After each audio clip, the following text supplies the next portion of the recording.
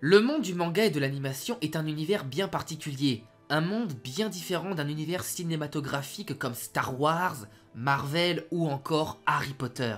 Bien que fictif, le sentiment d'être proche de cet univers est réel, un sentiment d'appartenance et de confort. Bien que ce monde échappe à l'intérêt de certaines personnes de mon entourage, je ne peux m'empêcher de me répéter qu'ils passent à côté d'un univers bien plus que fabuleux. Mais comment pourrais-je leur reprocher de ne pas vouloir se lancer dans cet univers de folie? Un univers où on suit les aventures d'un personnage dessiné sur une feuille blanche, avec des ambitions qui dépassent notre entendement. Un univers où le héros n'est pas incarné à l'écran par une personne réelle, ou encore un univers linguistique complètement différent du nôtre.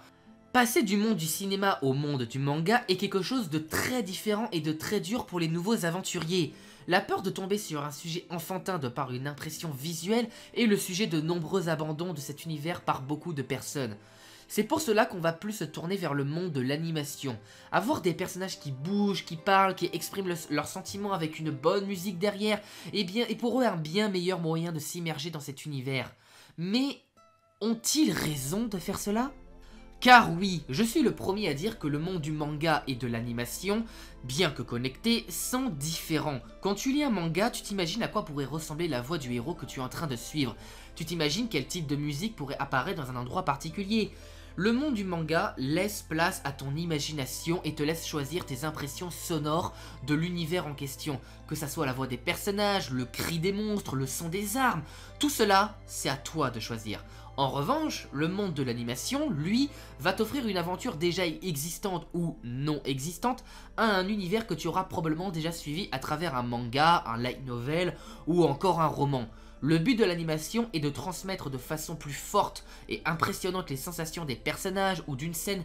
L'animation va t'offrir une musique plus que convenable à une situation particulière et t'offrir un opening et un ending qui sera à l'image de l'histoire et suivra son atmosphère. On aura aussi le droit à des comédiens de doublage qu'on appelle des seiyuu qui incarneront ton héros avec la langue d'origine du pays, donc le Japon. Bien que tout ceci est très grossièrement résumé par mes soins, tout cela fait partie intégrante de cet univers et avec tout ce que je viens de te dire, tu as pu constater la différence entre un animé et un manga, bien que c'était pas vraiment compliqué à comprendre. Pour le monde du manga, j'ai très souvent dit que Akame ga Kill était mon manga préféré de par son univers particulier et ses personnages plus qu'attachants. Cette expérience a été nouvelle pour moi car on suivait des héros, qui n'en étaient pas. On suivait une bande d'assassins qui suivaient leurs propres règles sans se demander qui avait raison ou non. Et c'est la même idée du côté de l'ennemi. Alors certes, on a vu ça dans d'autres mangas comme Black Lagoon ou encore Jormungand. Mais vraiment pour Akame ga Kill, c'était bien particulier pour moi. J'ai découvert Akame ga Kill avec son animé et bien que déçu de la fin, je me suis dit que j'avais loupé beaucoup trop de choses pour me satisfaire de la fin que me proposait l'animé. Donc j'ai décidé de me tourner vers le manga. Et bon Dieu, mais quelle claque! Le manga a une toute autre histoire que l'animé, ce qui montre déjà une organisation d'adaptation complètement différente. Et j'ai découvert par la suite qu'il n'y avait pas que Akame ga Kill dans cette situation, mais que d'autres mangas comme Fuka ou encore Seven Witch ont été dans le même cas. Ce genre de choses arrive très souvent lorsque l'anime rattrape trop rapidement le manga et que le contrat doit respecter un délai en particulier. Ça arrive souvent dans ce genre de cas. Pour le monde de l'animation, eh bien j'ai très souvent dit que Sakurasu était mon animé préféré de par son univers plus que tendre et apaisant, des personnages plus qu'attachants et surtout un endroit auquel tu vas tenir. Sakurasu a été une révélation pour moi. Je l'ai découvert en 2014 et même maintenant, il m'arrive de le revisionner après 6 ans. C'est de loin l'anime que j'ai vu le plus de fois dans ma vie, bien plus que Fairy Tail ou autre, et je ne m'en lasse toujours pas. Et tout ça, je le dois à l'animation. Sakurasu est à la base un light novel, donc un roman japonais. Il a eu droit à une adaptation en manga et je sais très bien que sans l'anime, Sakurasu aurait été une œuvre des plus osef pour moi au même titre qu'un Black Clover ou un Boruto pour moi uniquement. Lorsque j'ai visionné les 24 épisodes, je me suis senti plus que bizarre. J'avais l'impression d'avoir visionné un grand chef-d'œuvre, alors qu'il n'en était pas un. J'ai moi-même été surpris. Comment je pouvais plus apprécier un simple slice of life de 24 épisodes à une œuvre titanesque comme One Piece ou une œuvre des plus intelligentes comme Death Note? Bah, moi-même, je ne l'explique pas. Avec Sakurasu, j'ai ressenti toutes sortes de sentiments. J'ai rigolé à des moments hilarants, je me suis parfaitement identifié au personnage principal, qui de par son caractère avait énormément de similitudes avec le mien. J'ai pleuré de joie au discours de Misaki. Bordel, pleurer de joie. Mais ça ne m'est jamais arrivé. J'ai déjà pleuré de tristesse avec Clannad et Plastic Memories.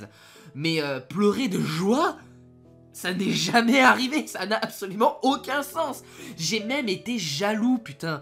Jaloux qu'un endroit comme Sakurasu existe uniquement dans un univers fictif. J'ai été jaloux d'un univers qui n'existe pas. Ça n'a absolument aucun sens. Je me suis même senti insulté par cet animé. Pourquoi? Parce que, comme je l'ai dit tout à l'heure, le personnage principal, donc Sorata, je me suis parfaitement identifié à lui parce que il me ressemble à certains points. Et Sorata est un personnage qui en a ras le cul du quotidien et qui souhaite un changement dans sa vie. Et lorsqu'il rencontre Shina, donc ce changement, qui révèle un talent mais plus que divin pour le dessin et pour tout, eh bien sa jalousie le met parfois dans une certaine colère qui le met hors de lui. Et j'avoue que à sa place, j'aurais été pareil. Tout ce que Sorata fait dans cet animé, j'aurais été sans aucun doute pareil que lui. Et c'est pour ça que je me suis senti insulté, parce que j'étais en colère contre lui à certains moments, et donc du coup j'étais en colère envers moi-même. Et ça c'était fort, mais jamais je m'étais senti comme ça devant un animé.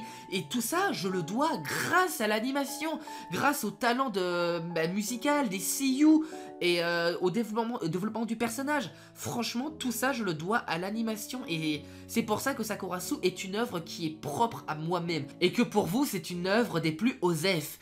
Et que vous avez votre œuvre qui vous appartient. Vous avez votre œuvre qui vous définisse. Eh bien, pour moi, c'est Sakurasu, tout simplement. Donc, quand on me demande quel est mon manga préféré, je ne sais jamais quoi répondre, car oui, Sakurasu m'a marqué grâce à son animé et Akame ga Kill de par son histoire. Mais depuis, j'ai évolué et il m'est difficile de choisir avec toutes les œuvres que j'ai vues dans ma vie.